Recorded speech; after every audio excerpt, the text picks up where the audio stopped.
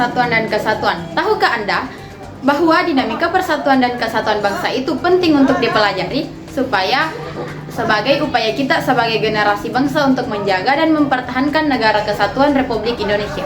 Sejak masa proklamasi kemerdekaan Indonesia tanggal 17 Agustus 1945 telah terjadi banyak dinamika dalam mempertahankan utuhnya Indonesia dari masa ke masa hingga sekarang.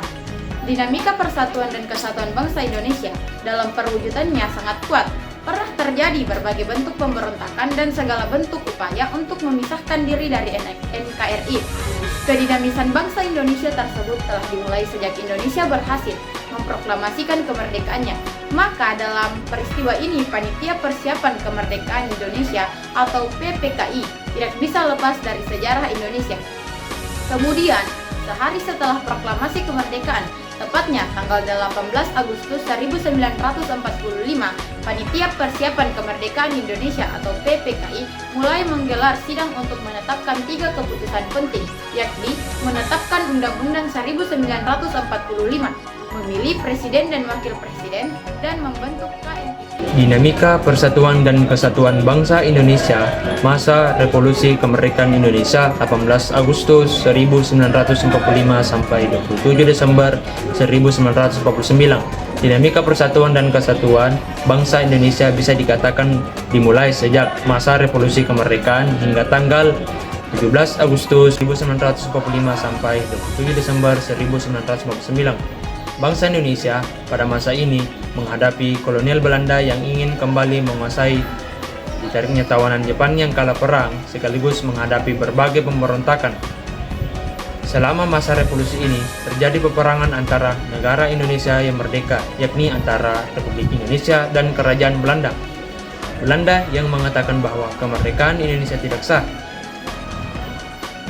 Indonesia telah memproklamasikan kemerdekaannya secara terang-terangan kepada seluruh dunia pada tanggal 17 Agustus 1945.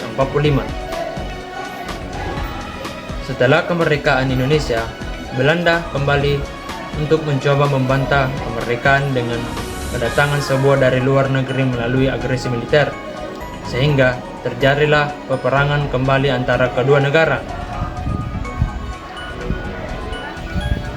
Masa Republik Indonesia Serikat atau RIS 27 Desember 1949 sampai 17 Agustus 1950. Apakah Gramet mengetahui bahwa Indonesia pernah menjadi negara federal? Masa ini berlangsung sejak 27 Desember 1949 sampai dengan 17 Agustus 1950.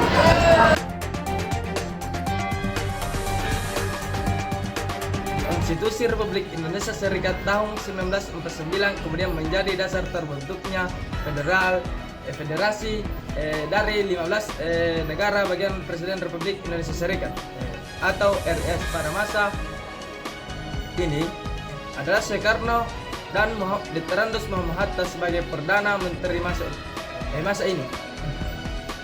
Para menteri bertanggung jawab kepada Perdana Menteri. Presiden pada masa ini adalah kepala negara yang tidak didampingi oleh seorang wakil presiden berdasarkan konstitusi RIS. Jika presiden berhalangan hadir, maka akan diganti posisinya oleh Perdana Menteri yang tanggung jawab.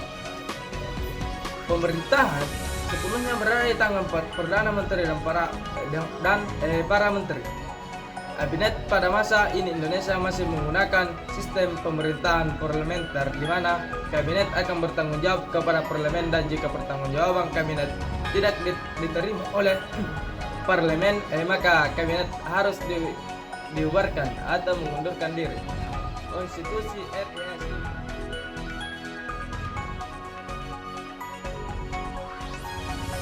Masa Demokrasi Liberal 17 Agustus 1945 sampai 5 Juli 1959. Masa Demokrasi Liberal Indonesia dimulai sejak 17 Agustus 1950 sampai dengan 5 Juli 1959. Indonesia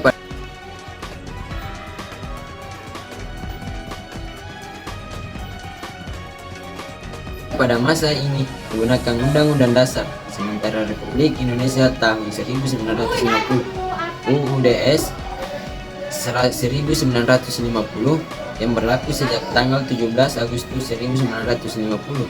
UUDS 1950 ini adalah bentuk perubahan dari konstitusi RIS yang diselenggarakan sesuai dengan piagam persetujuan antara pemerintah RIS dan pemerintah RI pada tanggal 19 Mei 1960 dengan bentuk Negara Kesatuan Indonesia.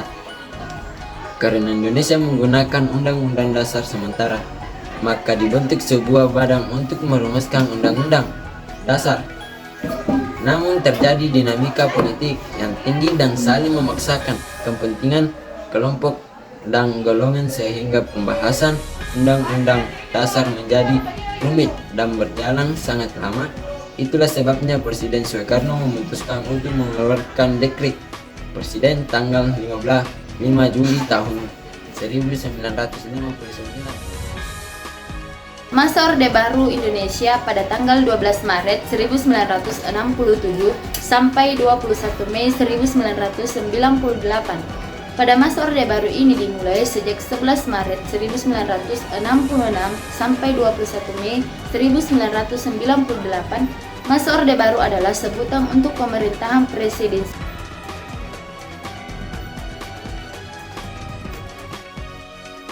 presidensial Indonesia dengan Soeharto sebagai presidennya. Presiden Soekarno sudah tidak lagi menjadi presiden Indonesia sejak tahun 1966. Ia menandakan berakhirnya masa Orde Lama dan digantikan oleh kekuatan baru yang dikenal dengan sebutan Orde Baru. Di bawah pimpinan Presiden Soeharto, para menteri pada masa Orde Baru berbentuk 7 kabinet dengan nama Kabinet Pembangunan sampai Pembangunan. Namun dalam pelaksananya terjadi penyimpangan fatal bagi bangsa Indonesia, seperti pembatasan hak-hak politik rakyat, pemusatan kekuasaan di tangan presiden dan korupsi, solusi dan nepotisme atau KKN dalam badan pemerintahan. Karena penyimpangan yang sangat berat tersebut, akhirnya kekuasaan Orde Baru berakhir setelah adanya berlawanan rakyat terhadap kekuasaan Soeharto melalui gerakan reformasi. Tepat pada tanggal 21 Mei 1998, Presiden Soeharto menyatakan mengundurkan diri sebagai Presiden Republik Indonesia selama 30 tahun menjabat. Habibie yang itu menjabat sebagai Wakil Presiden dilantik sebagai Presiden. Reformasi 21 Mei 1998 sampai sekarang. Masa reformasi terjadi banyak perubahan atau amandemen atas Undang-Undang Dasar 1945 menjadi konstitusi yang bersifat konstitusional. Amandemen ini diharapkan dapat membentuk sistem pemerintahan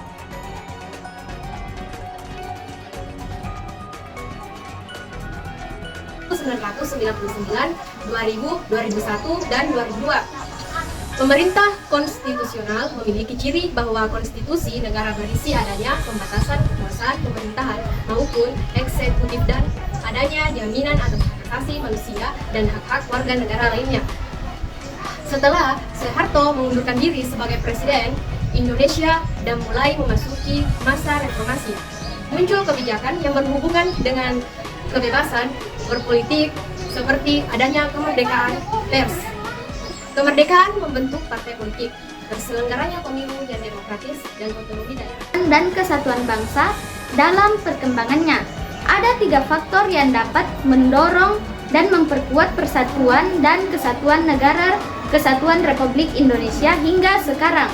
Ketiga faktor tersebut adalah bentuk pemersatu seluruh bangsa Indonesia yang bisa mempersatukan segala perbedaan dan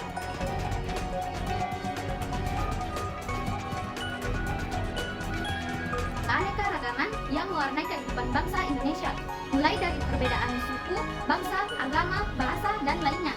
Ini bisa dipersatukan dengan menjalankan nilai-nilai yang terdapat dalam ketiga faktor tersebut, sehingga perbedaan-perbedaan tersebut justru bisa semakin memperkuat persatuan dan kesatuan NKRI. Berikut ini 3 faktor pendorong dalam dinamika persatuan dan kesatuan bangsa Indonesia.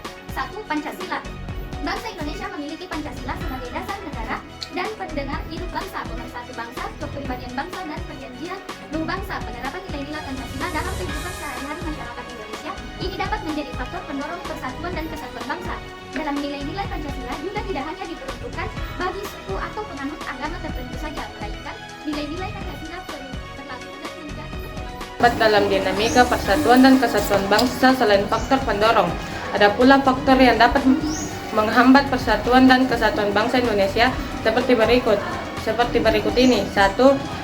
Bineka atau keberagaman pada masyarakat Indonesia yang tidak diiringi oleh sikap saling menghargai, menghormati, dan toleransi menjadi karakter khas masyarakat Indonesia. Hal ini bisa terjadi perbedaan pendapat yang lepas kendali, adanya perasaan kedaerahan yang berlebihan, sehingga bisa memicu terjadinya konflik antar daerah atau antar suku bangsa. Yang kedua, letak geografis. Indonesia yang terdiri dari pulau-pulau dan kepulauan memiliki karakteristik yang berbeda-beda, sehingga berpotensi untuk memisahkan diri. Contohnya daerah-daerah yang paling jauh dari ibu kota atau daerah yang besar pengaruhnya dari negara tetangga atau daerah perbatasan.